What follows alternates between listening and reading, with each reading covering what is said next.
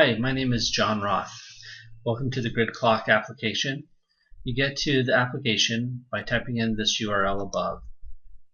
It's kind of a long name. In fact, the name is thelongestdomainname.com/GirdClock. Now, you can ignore this little bit. I'll just show you. You go like that, and I'll take you to the side. Okay. Now, when you come in here, you'll have a username and a password. Your username is generally your email address. And if you've forgotten, you can simply type in your email address and say submit. Okay, so for this demo, and you can follow along by going to the website, type in testadmin@test.com. And then the password is test.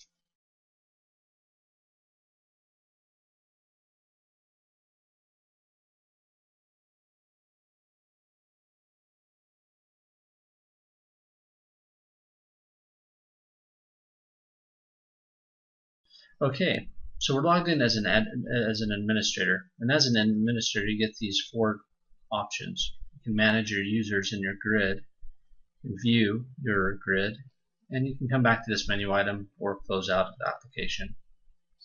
Let's start by clicking on view just to show you what the grid looks like. Okay, so in this grid you can see we have a 4x5 grid. And as an administrator, when you mouse over each one of these clocks, or I call them projects, you'll notice there's 4 buttons on either side of the clock, on each corner. And what these represent, obviously if you click on this one, it'll delete it. If you mouse over, you can see what they do. This will show you the report. This one will show you the calendar. And this one will allow you to edit the look and feel of this. Okay, before we go into this, I want to just show you a few other things. If you click on this, this will log you out, as it says there. Here you have this menu again. Click on this, it'll return you to this. Go back to the view. Close will log you out. We'll close out. View, keep you here, and manage will take you to the manage screen. Now, if you come over here, you'll notice there's a couple things. See how it says add clock? If you click on this icon, that will add a clock. So let's go ahead and do that. So it just added this one down here. And it picks a random color and look and feel for you. So if you click on this a couple times, you'll see another one will pop up. That one happens to be white. Again, click blue, and let's add another one. Okay, green one. Now you can have multiple grids, and if you come here, you'll notice we have 2. So this one will be the simple grid, so a little bit bigger clocks on there. Same thing. Okay. Now, something you should be aware of when you click on one of these corners to edit a clock. Let's edit this clock right here. You'll notice all the other clocks turn into these small dots with their respective colors. Now, if you click on one of these, it'll bring it up into the edit mode, or whatever mode you're in. So for example, let's go to the report mode. We're in report mode, and let's say we want to view this one in report mode. Well, all we have to do is click on it. See, as you mouse over, you see that it's already in report mode. Now, whatever mode you're in, so I'm in report mode. If I click report mode again, and it says view, notice how it says view, it takes you back to the view screen. If I go into the edit mode, and I go to edit again, well, you're already in edit mode, so it takes you to the view screen. So the behavior is, whatever mode you're in, if you click that same button again, it'll take you to your view. Okay, so I'll explain it again. So here we'll go into the calendar mode. Okay, and if I go to the calendar mode again, it'll take me to the view. Now I can switch to, let's say, report mode, but I'm already in report mode, so if I click report again, it will take me to the view. Otherwise, I can go to the edit or the calendar mode. I can also do the delete. I won't delete this one. Okay, while we're in here, let's go ahead and quickly show you how to edit the look and feel. one way to do it, to get rid of this glossy look, you can simply unclick that, and none of these sliders will go inactive. You can still pick a color. Let's pick, oh, I don't know, maybe like this baby blue color. Ooh. Or even better yet, let's do like a dark gray. Okay, I'm going to turn the shine back on. You can actually increase the shine, and you can also increase kind of this depth. What I call the depth. It kind of gives it this. It's like a gradient, is really what it is, and that kind of a shine. Now that's great and stuff, but as you can see, it's very hard to read some of the text. Okay, so just by that alone, that'll give us. If we go back to this mode, you can kind of see we've just changed this color. So that's how you do that. Now, one thing you'll probably want to do is change the title. And you can do that by simply clicking on these little edit modes. There's 3 of them. This one is like a counter. This one shows you the days, and this one shows you the title. Now, you have to highlight, and then you can change the color. I'm going to change it to white, or actually, let's change it to black. And let's also maybe change the font, and let's center it. And let's make it a lot bigger. That's just too hard to read. You can even make it so that someone can click on this and then it'll take you to a URL or to a website. So you can type in whatever website you wanted to. So let's do Google. Okay. You can also do bold. You can do some other things with it, and you can see it update in the background as well. Let's keep it bold. That looks nice. Okay. The days, again, this one has kind of interesting functionality. It's kind of a bug, actually.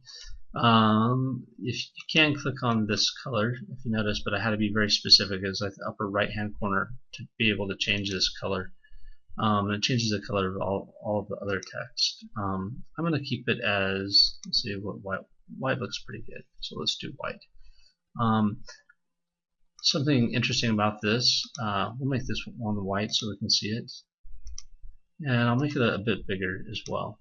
Now, something that can happen is as these get smaller, a lot of times you can get overcrowding with the words and stuff like that, and you may not even want to see that. One way you can turn this off is you come into this edit mode, and the line above it, if you make that one bold, it actually turns that off. So that's how you can hide that. So that's just a little tip. Again, if we click on this, it'll take us to Google. Let me do that again. You can see that it changes, the icon changes. So we actually made a URL, and yeah, to reiterate that, click on here, you highlight whatever text you want, and then you put in the URL. Now what's interesting about this is you can actually highlight, you can actually write a different word over here. It's a different font. You can even have a different URL. So you can have 2 links, 2 different colors, 2 different fonts. You can be as creative as you want, really. You can really overdo it as well. So, and you know, you can type in something like, I don't know, let's do news.com.au. Okay. So yeah. So you'll see that if we click on this, it'll actually take us to news.com.au. And if you click on this one, it'll take us to Google. So you actually have 2 hypertext links that do 2 different things. Anyway, so that's kind of fun. So there's some functionality in there if you want to have that. Okay, well, this is quite a big number, 329 days since the last occurrence or event happened. So let's just demonstrate how we can change that. So let's put in, let's say the 22nd something happened, and you can collect multiple days really. So, you know, so that should give us a 2-day span. It calculates based on the last day you select, but you can certainly have multiple days. I think you can, if you hold down the Shift key, you can highlight. Yep, it kind of goes backwards. So if you want to, let's see, simplify that, go like that. At any rate, well, If you click on it again, it'll turn it off. Click on it, it'll turn it on.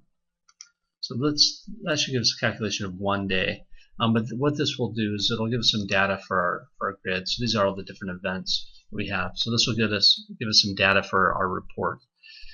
But just to show you that this will come back as 1 day, we'll go back so you can see, and it says 1 day. If you do it above today's date, it'll go into negative numbers because it means something hasn't happened yet. So, for example, today is the 30th, so we'll say 5. And we'll save that. Clicking on that. And you can toggle between different years and go back and save your data. Anyway, so yeah, -6 days. Now, if we go into the report, you'll see that data. And you can see this, this kind of strange thing that happened. There's a lot of events that happened within the 65 days. That's 80%, so that's pretty high. As you toggle to the different years, you'll see that even out. There hasn't been any events happen.